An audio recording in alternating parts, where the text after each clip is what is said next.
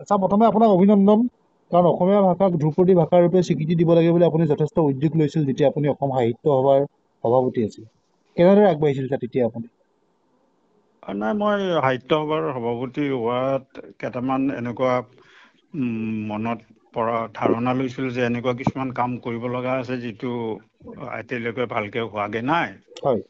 গতিকে মই চিন্তা কৰিলোঁ যে যদি 6টা ভাষাই ভাৰতত ক্লাছিকেল লেংগুৱেজ বা ধ্ৰুপদী ভাষাৰ হেৰি পাব পাৰে স্বীকৃতি, অসমীয়া নিচিনা প্ৰাচীন ভাষা এটাই কিয় পাব নোৱাৰে, হয়নে?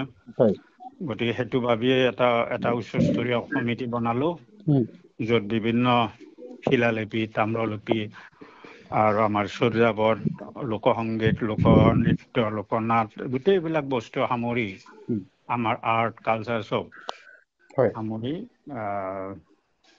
এখন প্ৰতিবেদন বনোৱা হ'ল, যিখন 391 পৃষ্ঠাৰ হয়। সচিত্ৰ প্ৰতিবেদন। সেইখন তেতিয়া নিয়মমতে এখন পঠালোঁ আমি ভাৰত চৰকাৰলৈ আৰু এখন সাহিত্য একাডেমীলৈ। ভাৰত চৰকাৰৰ নিয়ম মতে তাৰপিছত ভাৰত চৰকাৰে এইখন সাহিত্য একাডেমীক দিলে যে এইখন যিটো উচ্চস্তৰীয় সমিতি আছে, ধ্ৰুপদী ভাষাৰ এটা সমিতি আছে, ভাৰতবৰ্ষৰ 5-6জনমান বিশেষ ভাষাবিদে, ভাষাতাত্ত্বিকে এই সমিতিখন আছে, ভাষাতাত্ত্বিক। তেওঁলোকে মানে এখন সমিতিত এই গোটেই প্ৰতিবেদনখন পৰীক্ষা কৰে। কৰাৰ পিছত তেওঁলোকে চৰকাৰলৈ পৰামৰ্শ দিয়ে এইটো পাৰি নে নোৱাৰি। গতিকে এই কথাষাৰ হোৱাৰ আগতে মই যোৱা 3 বছৰ যেতিয়া দেখিলোঁ যে বিশেষ ধৰণে আগবঢ়া নাই, তেতিয়া প্ৰধানমন্ত্ৰীলৈ এইবছৰ 9 জুলাইত এখন চিঠি লিখিলোঁ যে আমাৰ গোটেই কথাখিনি জানে যে এনেকুৱা প্ৰাচীন ভাষা এটাক তৎকালে স্বীকৃতি দিব লাগে। তাৰপিছত 12 তাৰিখে তেওঁলোকে চিঠিখন পালে, 12 জুলাই। তাৰপিছত আমি শুনামতে আৰু যে জুলাই মাহৰ শেষ সপ্তাহত মুখ্যমন্ত্ৰী মহোদয়ৰ লগত হোৱা মিটিঙত প্ৰধানমন্ত্ৰী ডাঙৰীয়াই এই বিষয়ে আলোচনা কৰে। আৰু তাৰপিছত গম পোৱা মতে তাৰপিছত ভাষা সমিতিখন সভা আহ্বান হয় জুলাই মাহতে কোনোবা দিনা, আৰু তাত আমাৰ প্ৰতিবেদনখন গৃহীত হয়। গতিকে সেই কথাখিনি তেওঁলোকে গভৰ্ণমেণ্টক জনাব লাগে, গভৰ্ণমেণ্টক জনাইছে, তাৰপিছত কেবিনেটলৈ গৈছে। হয়, আজি আন 5টা ভাষাক ধ্ৰুপদী ভাষা হিচাপে স্বীকৃতি দিলে, তাৰ ভিতৰত বাংলা ভাষাটো অন্যতম। অসমীয়া ভাষালৈ বিভিন্ন সময়ত বিভিন্ন প্ৰত্যাহ্বান আহিছে। এই স্বীকৃতিয়ে অসমীয়া ভাষাক কেনেদৰে উপকৃত কৰিব?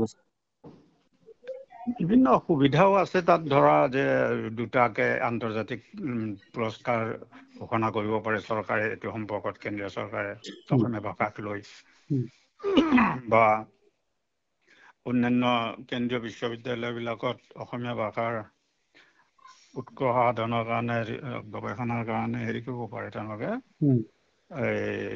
প্ৰফেশ্যনেল চেয়াৰ খুলিব পাৰে। আৰু যিবিলাক হেৰি আছে, তেওঁলোকে এখন মানে চেণ্টাৰ অফ এক্সিলেঞ্চ খুলিব পাৰে অসমত এইটো কাৰণে। গতিকে এইবিলাক বেনিফিটৰ উপৰিও আটাইতকৈ ডাঙৰ বেনিফিটটো মই ভাবোঁ যে আমাৰ নিচিনা ভাষাটোৰ প্ৰাচীনতাক যে স্বীকাৰ কৰি লোৱা হৈছে, এই কথাষাৰে আমাক ৰক্ষা কৱচৰ নিচিনা হ'ব। কাৰণ ঐতিহাসিকভাৱে অসমীয়া ভাষাৰ ওপৰত আমি দেখিছোঁ খচাখচি চলি থকা বিভিন্ন সময়ত, হয়নে? অন্ততঃ এই স্বীকৃতিৰ দ্বাৰা আমাৰ এটা অন্য ধৰণৰ মানে এটা উল্লেখযোগ্য মাইলষ্টন হিচাপে চিহ্নিত হ'ব। আপুনি এই ক্ষেত্ৰত বিভিন্ন সময়ত বিভিন্ন পদক্ষেপ গ্ৰহণ কৰি আহিছে, বিশেষকৈ সাহিত্য বা সভাপতি হিচাপে আপুনি নীৰৱে যথেষ্ট কাম কৰিছিল। ইউনিকোডত অসমীয়া ভাষাৰ স্বীকৃতি, অসমীয়া ভাষাৰ লিপি স্বীকৃতি সন্দৰ্ভতো বিভিন্ন ধৰণৰ সমস্যাই দেখা দিছে। এই সমস্যাটো আমি কেনেদৰে সমাধান কৰিব পাৰোঁ? মই মোৰ যিখন চিঠি লিখিছিলোঁ 9 জুলাইত এইবছৰৰ প্ৰধানমন্ত্ৰীলৈ, তাত ইউনিকোডত অসমীয়া ভাষাৰ স্থান পাব লাগে, যে স্বকীয় স্থান পাব লাগে, সেই কথাষাৰো লিখিছোঁ।